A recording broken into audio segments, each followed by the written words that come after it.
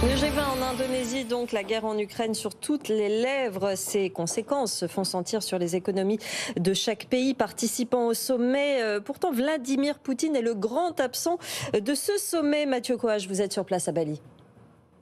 Cette absence de Vladimir Poutine, elle arrange un peu tout le monde, mais pas pour la même raison ici à Bali. Il y a d'un côté les pays qui considèrent que le G20 est un club de coopération économique, que ça n'est pas une annexe des Nations Unies et qui préféreraient contourner la question de la guerre en Ukraine autant que possible. C'est le cas de l'Inde et la Chine qui n'ont toujours pas condamné officiellement l'offensive russe. Et puis de l'autre côté, il y a les pays comme la France, les États-Unis qui veulent profiter de cette réunion pour essayer d'engager une désescalade en Ukraine, pousser certains pays à prendre une position clair contre la guerre. Joe Biden et Emmanuel Macron rencontrent le président chinois et vont essayer de le pousser dans ce sens. Pour vous dire à quel point tout est assez confus ici. On ne sait pas pour le moment si la guerre en Ukraine apparaîtra dans le communiqué final de ce G20, encore moins s'il sera question de la condamner. Et puis, autre interrogation encore plus symbolique, on ne sait pas s'il y aura la fameuse photo de famille des dirigeants au cours de ce sommet, parce que plusieurs chefs d'État ne veulent pas se retrouver sur la même photo qu'un certain